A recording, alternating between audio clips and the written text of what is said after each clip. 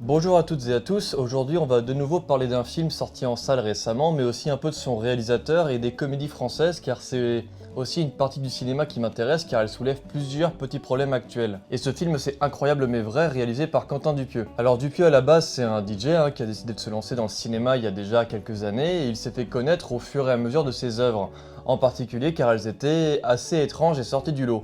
Rubber par exemple, le tout premier film que j'ai vu de ce réalisateur, racontait l'histoire d'un pneu qui avait des pouvoirs de télépathie et pouvait tuer des gens.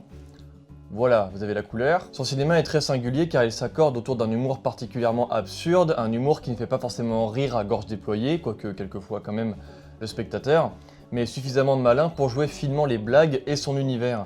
C'est pas un spectacle de comique quoi. Et c'est un peu mon souci avec les comédies populaires françaises aujourd'hui, car ce sont aussi celles qui font le plus d'entrées. Alors ça a toujours existé évidemment, dans les années 80, les comédies populaires un peu nulles rencontraient à chaque fois un franc succès en salle, Louis de Funès en est un bel exemple. Et malgré quelques très bonnes comédies, l'acteur a aussi joué dans pas mal de nanars qui rapportaient beaucoup d'argent à l'époque. Mais aujourd'hui cet humour et cette comédie est très omniprésente et quasi occupée par des humoristes ou des groupes d'amis humoristes, et participe à toujours montrer un peu le même type de comédie et le même type de blague. La troupe de Philippe Lachaud et Tarek Boudali par exemple sortent souvent des comédies qui marchent bien, comme 30 jours max par exemple, que je trouve être absolument effroyable. Effroyable car il n'y a aucune intention cinématographique derrière tout ça, c'est filmé un peu comme un sketch en permanence, et les personnages n'en sont pas, ce sont les acteurs faisant du mimétisme, qu'on pourrait retrouver dans des spectacles pour enfants, et les blagues sont très souvent mal rythmées et très convenues. Car même si l'humour reste assez subjectif, on a tous un humour qui est plus sensible à un type de blague qu'à un autre, les blagues au cinéma doivent quand même jouer sur un rythme pour qu'elles fonctionnent,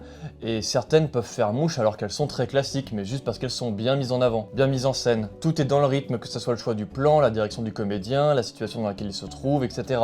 Et 30 jours max ne respecte rien de tout ça.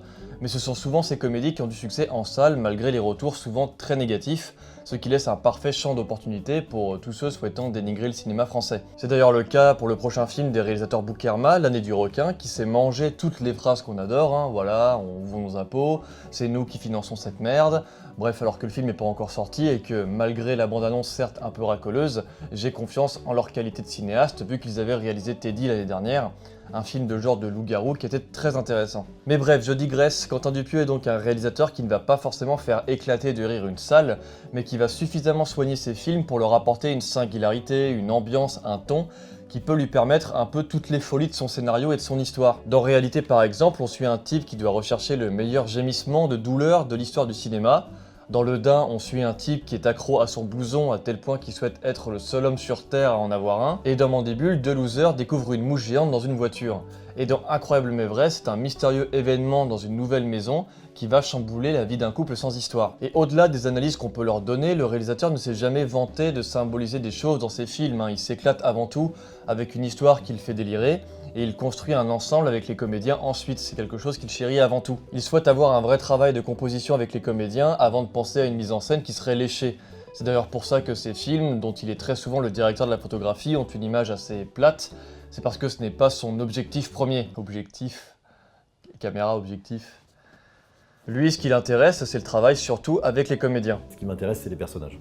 Moi, c'est ça qui me fascine quand je tourne un film, par-dessus tout, c'est de voir des comédiens qui croient à l'impossible, avec conviction, et voilà, quand ça c'est juste, et encore une fois, je reparle de Mandibule, j'étais plus intéressé par ça, et j'étais plus impressionné par la conviction de tous mes personnages que par cette mouche qui était une marionnette. C'était rigolo pendant 10 minutes, mais c'est moins impressionnant qu'un comédien qui parvient à vous faire avaler un truc impossible, en fait. C'est pas le cœur du film.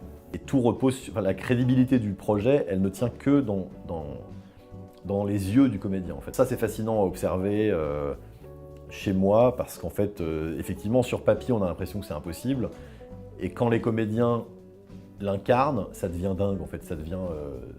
c'est ça qui est fantastique, en fait, plus que les éléments fantastiques. Et c'est évidemment la force première que l'on remarque dans Incroyable mais vrai. Si le film est efficace, c'est parce que l'entente entre les comédiens marche très bien.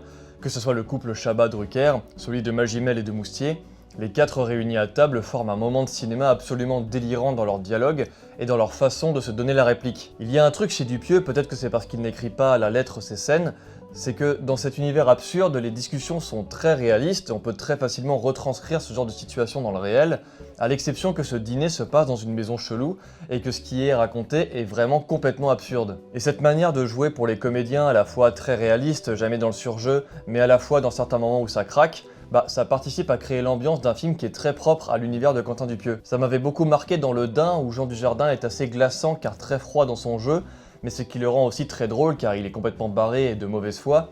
Mais quand il craque, il en devient presque effrayant. Et ce que j'aime beaucoup aussi dans ce film, et qui est un symptôme d'amusement aussi que doit prendre Dupieux à écrire, c'est sa capacité à créer des sous-intrigues qui n'aboutissent à rien. Sans vous dévoiler ce qui se passe dans cette trappe, par exemple, il y a une scène où Alain Chabat dit qu'un chat voisin est attiré par la trappe fermée et n'arrête pas de miauler dès qu'il s'en approche. Alors on se dit naturellement que ça va donner suite à quelque chose, cette histoire, que le chat sent quelque chose de mauvais, que ça va nous en dire plus sur le contenu de cette trappe. Et en fait, 10 minutes plus tard, le personnage de Alain Chabat chope le chat et le met sur la trappe, il se passe rien, et on n'entendra plus jamais parler de l'animal. Il y a plein d'amorces comme ça, des éléments dans le décor ou dans la mise en scène, où le spectateur va avoir tendance par pur réflexe à penser que ce qu'on nous montre ou ce que remarquent les personnages va servir plus tard dans le film, mais non, c'est jamais le cas. Comme par exemple aussi le personnage d'Anaïs de Moustier qui drague Alain Chabat dans son magasin. Pareil, on se dit qu'une tromperie va avoir lieu, car elle est sexy, elle est envieuse, mais pareil, Chabat dit juste non, et s'en va et on reviendra plus jamais sur ça. Ça me permet d'ailleurs de remarquer que le cinéma de Dupieux est très drôle, car il est aussi assez enfantin dans sa manière d'être complètement insexuel. Les femmes surtout ne sont jamais désirables, car le réalisateur s'amuse à n'en pas en faire des personnages qui serviront à séduire. Et c'est souvent le cas dans les comédies populaires potaches où la femme sert vraiment juste comme élément déclencheur pour qu'un mec puisse faire quelque chose. Enfin, il y a tout le temps une séduction quelque part. Et je pense beaucoup à Mandibule en disant ça, où toute la sensualité que peut représenter l'actrice Adèle Exarchopoulos est complètement détruite par son personnage. Bon appétit à tous! Mais c'est fou dans cette chambre enfermée comme ça! Je sais pas, rien. Hey, tu regardes pas mes poitrines! Attends, tu rêves, hein Y'a un truc qui craque, les deux gars là! Ça crame! Ici et dans ces autres films, c'est pareil, et je trouve ça assez touchant car ça ramène pas mal à l'enfance. Les hommes qui comprennent jamais quand une fille les drague ou alors s'en occupent pas, et la sensualité est complètement mise à plat par les personnages. Donc voilà, on reste en fait dans un espèce de destin écrit où l'avenir de ces deux couples amène irrémédiablement à la fin du film, qui est finalement assez touchante car derrière cette absurdité et ce ton léger, Quentin Dupieux livre un sous-texte sur l'angoisse de vieillir, que ce soit pour un homme autant que pour une femme. Et il apporte cette thématique avec autant d'éléments de comédie, surtout dans le personnage de Benoît Magimel, que d'éléments finalement assez tragiques. Et son ambiance est marquée par cette plastique qu'il apporte au film, où on pourrait croire au premier abord à une critique un peu sociale, avec ces différentes classes qui se croisent, mais qui est en fait une simple couverture esthétique pour laisser place à son univers qui repose sur des impasses ou bien des dérèglements. Mais j'aime aussi ces films car justement ils sont l'antagoniste, le némésis de ce qu'il se fait en comédie potache, où les acteurs surjouent, jouent pour eux et avec eux juste, jamais avec les autres, où la mise en scène est lourdingue dans les blagues, et où les univers créés et les personnages n'apportent aucune émotion esthétique, c'est très superficiel. Une comédie peut être débile et excellente sans être convenue, prévisible et stupide. Et Quentin Dupieux nous le prouve, car Dupieux n'a aucune autre prétention que de faire des comédies, c'est pas forcément des satires qui sont là un peu plus profondes. France par exemple est une satire, mais ça n'empêche pas le réalisateur d'être très inventif dans ses films et je les trouve vraiment en général très bons et très drôles. Et c'est pour moi l'un de ses meilleurs films, alors allez le voir et surtout n'hésitez pas à découvrir ce réalisateur si vous ne le connaissez pas. Voilà, c'est la fin de cette petite vidéo, j'espère qu'elle vous aura plu et qu'elle vous aura donné envie d'aller voir le film. N'hésitez pas à vous abonner à la chaîne si ça vous a plu et à me rejoindre sur Twitter et on se retrouve très bientôt pour de nouvelles vidéos. Ciao!